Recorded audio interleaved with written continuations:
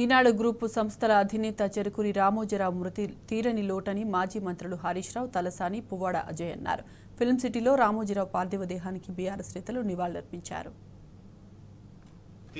తీవ్రమైనటువంటి దిగ్భ్రాంతికి లోను చేసింది. ముఖ్యంగా వారి మృతి యావత్ తెలుగు ప్రజలకు, మొత్తం దేశానికి కూడా ఒక తీరని లోటుగా మనం చెప్పుకోవచ్చు. రామోజీరావు గారు తన జీవితంలో ఒక గొప్ప సామాజిక బాధ్యతను నిర్వర్తించారు. అంటే అక్షరానికి కూడా ఒక సామాజిక బాధ్యత ఉందని మరి సమాజానికి చాటి చెప్పి నిరూపించినటువంటి వ్యక్తి రామోజీరావు గారు. అంటే పేద ప్రజల గొంతుకగా తన పత్రికను నిలుపుతూ మరి ఎంతోమంది పేదల పక్షాన నిలబడ్డటువంటి మహనీయుడు. ఇలా పత్రికా రంగంలో, మీడియాలో తనకంటూ ఈ రాష్ట్రంలోనే కాదు దేశ విదేశాల్లో ఒక ప్రత్యేకమైన స్థానాన్ని సంపాదించుకున్నటువంటి వ్యక్తి రామోజీరావు గారు. ఉదయాన్నే పత్రిక వచ్చిందంటే, జిల్లా ట్యాబ్లెట్ స్టార్ట్ అయినాయంటే అంటే ప్రజలకు పత్రికల్ని చాలా దగ్గరగా చేసినటువంటి వ్యక్తి ఇలా రామోజీరావు గారు. రామోజీరావు గారి మృతి దేశానికి ఒక తీరని లోటు.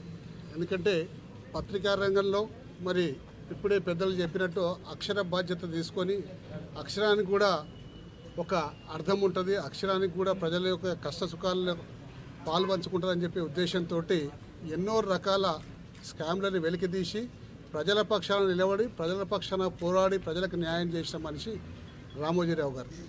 కేవలం పత్రికా రంగమే కాకుండా ఫిలిం సిటీ నిర్మాణం చేసి దేశంలో ఉన్న సినీ రంగాన్ని అంతా కూడా హైదరాబాద్కి రప్పించిన ఘనత కూడా రామోజీరావు గారిది.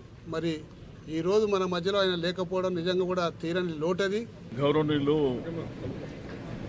రామోజీరావు గారు మరణించడం చాలా బాధాకరమైనటువంటి అంశం.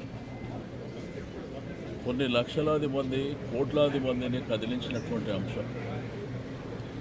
ఒక సామాన్య కుటుంబం నుంచి వచ్చినటువంటి వ్యక్తి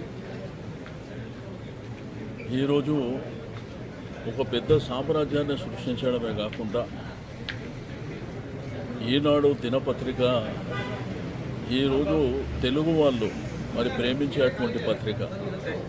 గడిచిన 50 సంవత్సరాల నుంచి మరి వాస్తవాలని ఉన్నట్టుగా మరి ప్రజలకు చేరువేయడమే కాకుండా మరి చాలామందిని కదిలించినటువంటి వారు రామోజీరావు గారు ఒక వ్యవస్థ కింద ఈరోజు రామోజీ ఫిలిం సిటీ అనేది ప్రపంచంలోనే ఇటువంటి ఫిలిం సిటీ ఎక్కడ కూడా లేదు. ప్రపంచంలో చాలా ప్రాంతాలు మేము పర్యటించినప్పటికీ మరి వారి యొక్క కృషి, పట్టుదల, కమిట్మెంట్తో ఇంత బ్రహ్మాండమైనటువంటి ఫిలిం సిటీ సాధించడమే కాకుండా కొన్ని లక్షలాది మందికి ఉపాధి కల్పించినటువంటి వ్యక్తి. ప్రియా ఫ్రూట్స్ స్థాపించడమే కాకుండా మరి ఈరోజు వారు టీవీ రంగంలో కూడా ఈటీవీ కానివ్వండి, మరి అదేవిధంగా టీవీ సీరియల్స్ కానివ్వండి, ఈరోజు తెలుగు వాళ్ళు ఎక్కడున్నా కానీ, అంటే తెలుగు రాష్ట్రాలే కాకుండా యావత్ ప్రపంచంలో ఎక్కడున్నా కానీ మరి బ్రహ్మాండంగా ఆదరిస్తున్నారంటే వారి యొక్క పట్టుదల, కమిట్మెంట్. రామోజీరావు గారి